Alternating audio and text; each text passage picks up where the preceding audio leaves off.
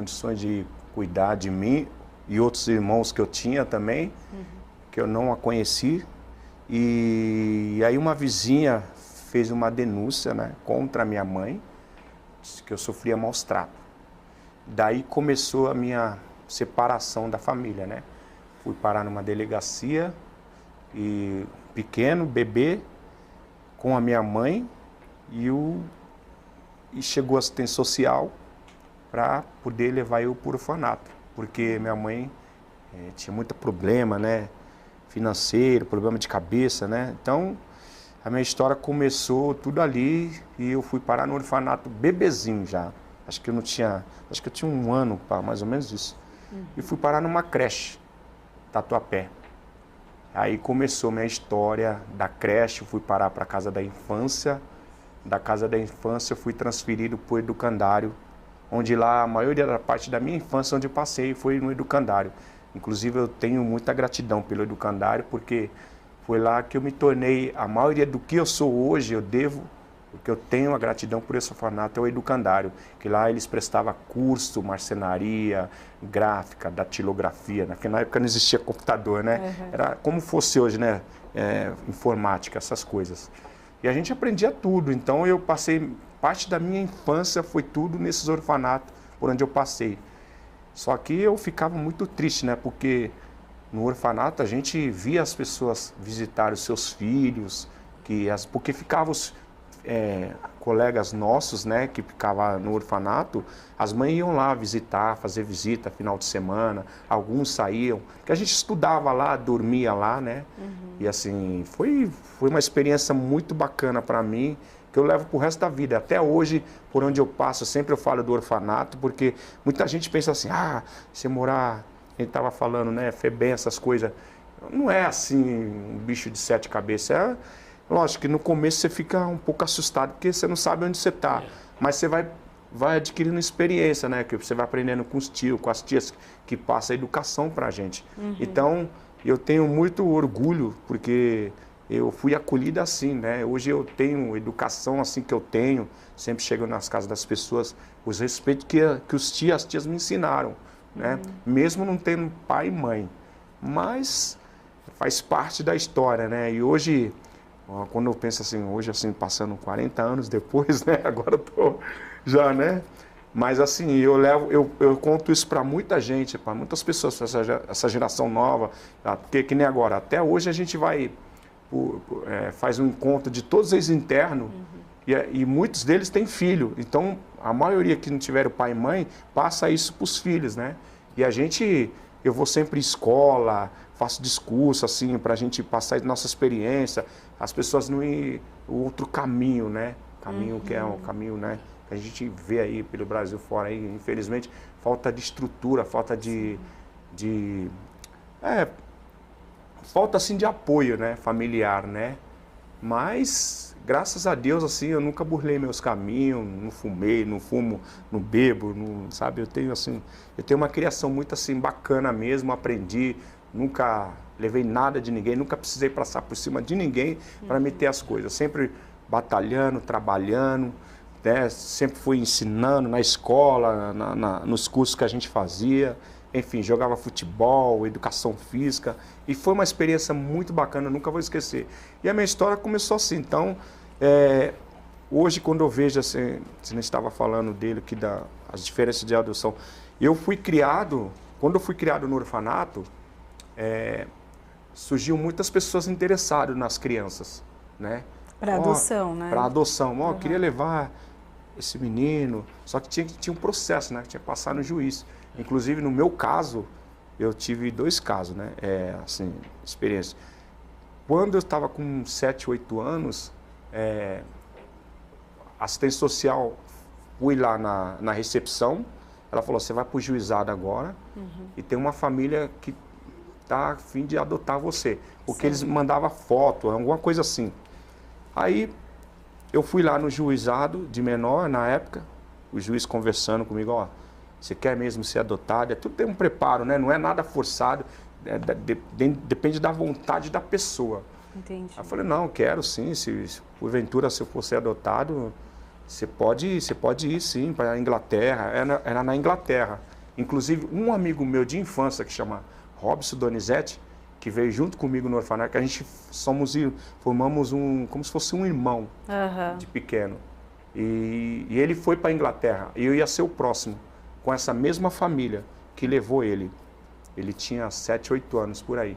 Ele chorou muito, né, porque ele queria ficar no Brasil. Lembro até hoje eu tenho na minha mente, assim, ele chorando, não queria ir. Só que, assim, era pro bem dele, né, porque é a vida que está em jogo, né, porque para ele ter uma família, uma estrutura legal, né, e eu seria o próximo. Mas eu dei muito trabalho no educandário. Me permite, esse educandário que ele fala, no orfanato, é o educandário Dom Duarte. Dom Duarte. Que na época era dirigido pelos salesianos. É uma congregação religiosa de padres de Dom Bosco. Eu conheci muito o educandário, porque como juiz eu visitava os abrigos. Hoje se chama abrigo, mas a realidade é a mesma praticamente.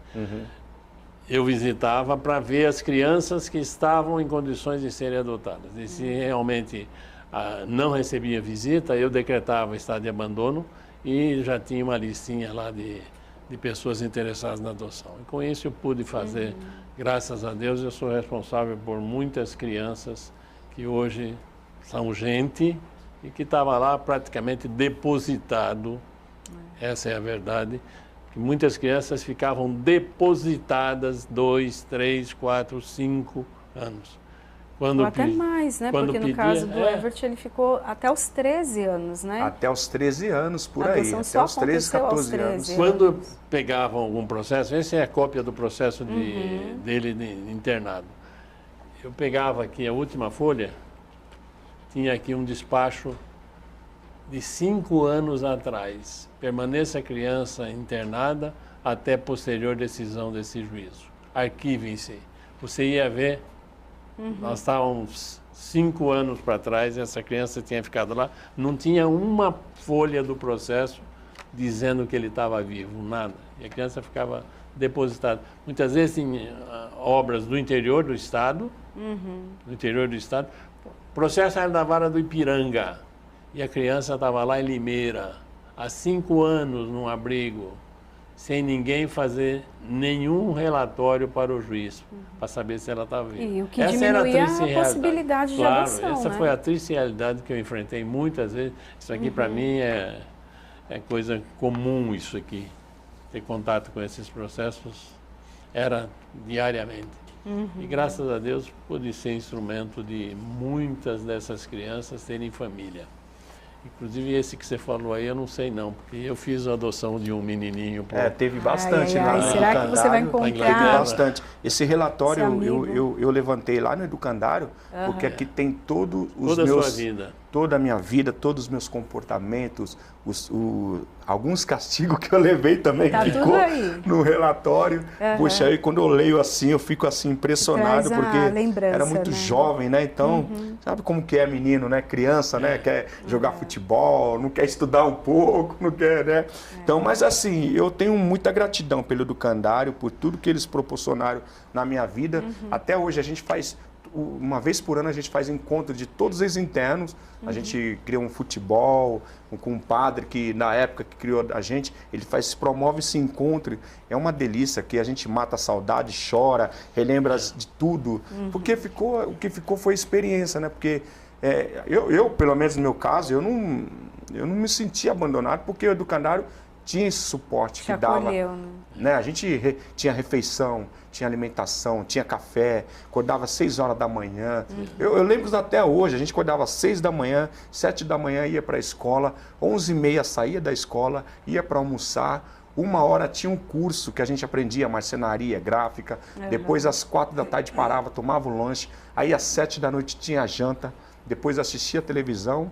Por volta de 8h30, 9h a gente ia dormir e assim a nossa vida no educandário. Né? Então... Olha, nós vamos fazer um rápido intervalo, daqui a pouquinho a gente volta.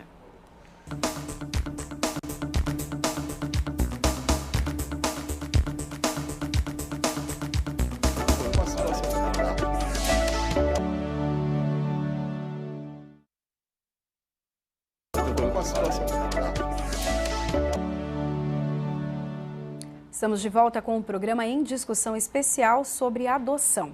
com Teles Aparecido Manuel, que é presidente da Associação dos Grupos de Apoio à Adoção do Estado de São Paulo, Evert Silva, que é cantor, e Antônio Augusto Guimarães de Souza, advogado especialista em adoção.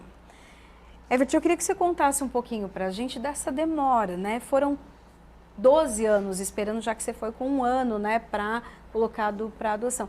É muito tempo, foram muitas frustrações também, muitas famílias que chegaram lá e não quiseram. Como que foi? Me conta um pouco. Teve muita adoção no educandário, muita gente saiu na minha frente, eu fiquei ansioso, né? Também eu achei que ia ser o próximo. Tanto que esse amigo meu, Robson Donizete, que a gente era, no relatório fala que a gente era muito irmão mesmo, né? E quando ele foi, bateu realmente, senti um pouco. E assim, eu fiquei, e o relatório que quando eu consegui levantar a minha história, aqui relata que eu fiquei um pouco frustrado. E eu fiquei mesmo, realmente, porque eu estava ansioso de ir para a Inglaterra. Era tudo, sabe? Eles vieram, a família veio reconhecer eu, tudo. Era um pouco mais escurinho, menor, né? E aí eles mandaram uma carta com foto, né? A gente pretende adotar você, tudo. E eu fiquei muito na expectativa. Eu ia lá na assistência social, no diretor, e aí, quando vai ser a adoção? Calma, você vai ser adotado, calma, vamos esperar. E demorou 4, 5 anos, nada de... E ficou por isso mesmo, nunca mais eu tive a informação da família que ia me levar para a Inglaterra. E o Robson foi? O Robson foi. Ele foi e mandou uma carta para mim, com uma foto. Inclusive tentei achar, porque para trazer aqui no programa não deu tempo. E ele escreveu uma carta para mim. Eu estava com, na época, estava com 12 anos. Ele lembrou do meu aniversário. Qual era o fórum dele, você sabe? Eu acho que o fórum dele, não sei se era em Pinheiros. Santana. É bem próximo ao Educandário, é bem próximo. E ele era como você, assim? Um pouco mais escurinho do que eu, mais escurinho do que eu. Só que ele mandou uma carta para mim falando, ó, eu tô aguardando você vai chegar aqui.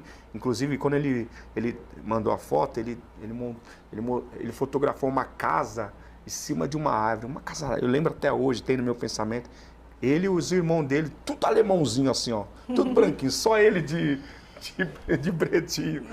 E assim, eu fiquei muito na expectativa. Vou contar um caso rapidíssimo de uma adoção para a Inglaterra, que pode até ser o tal do Robson. Procurando depois, vou confirmar.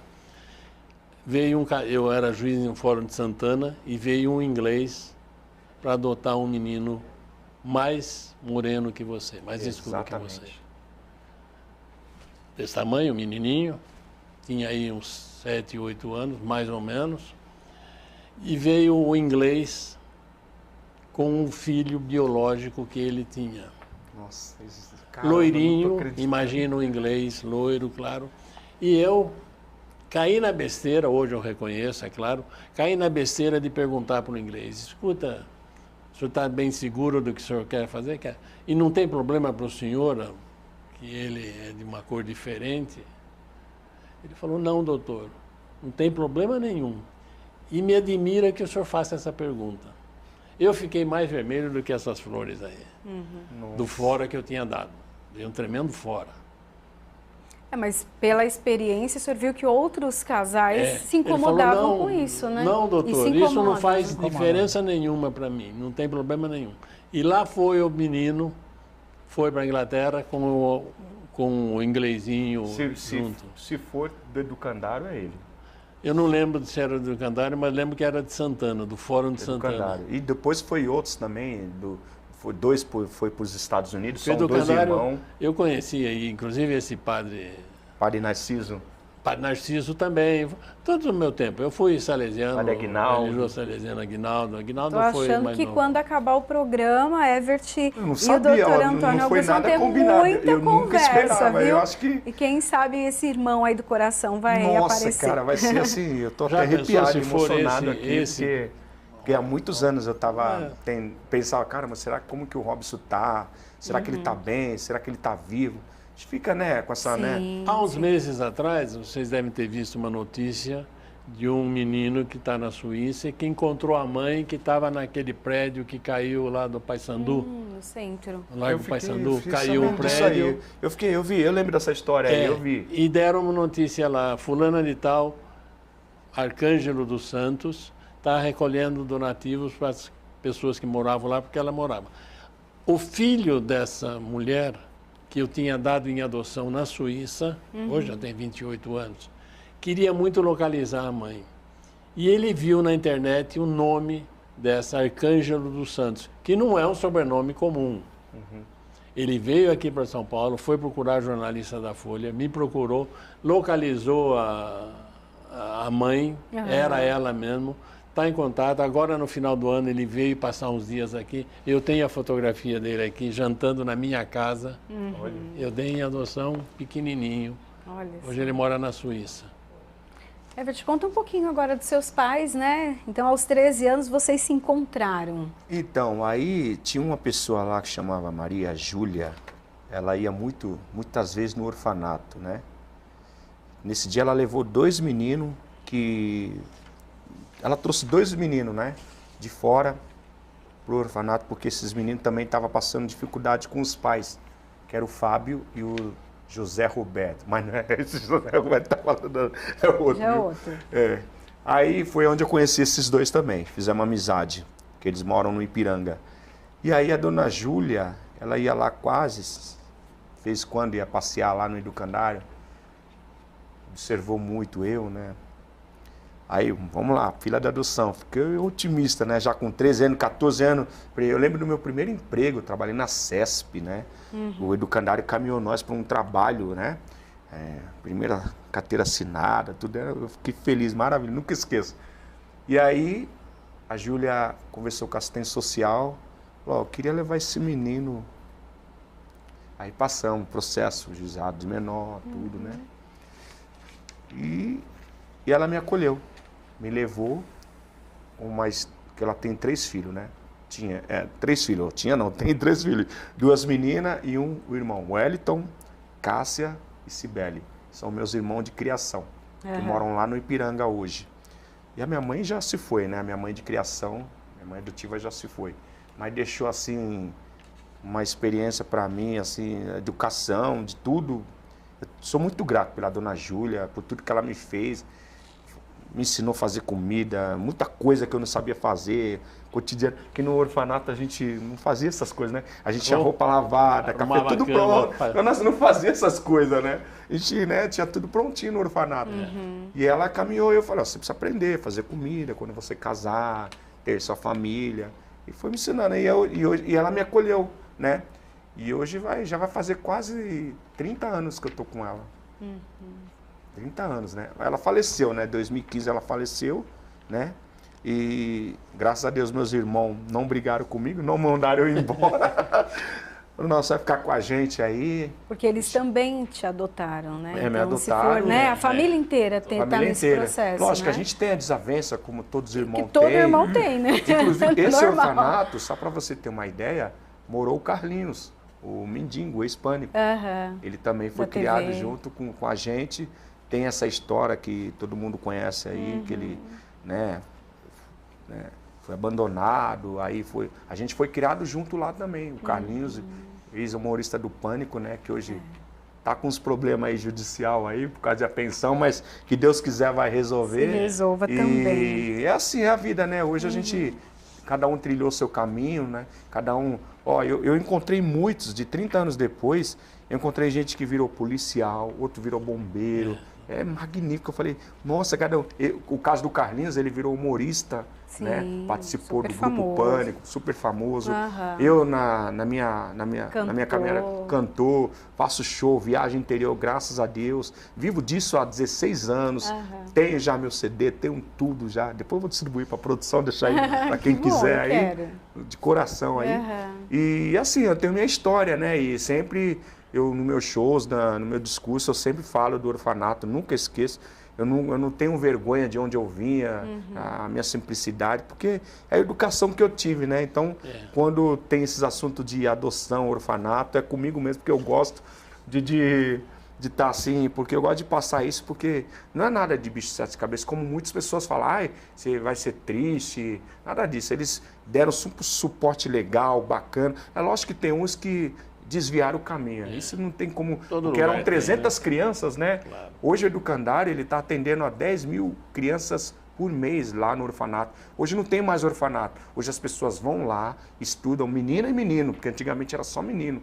As pessoas vão lá, aprendem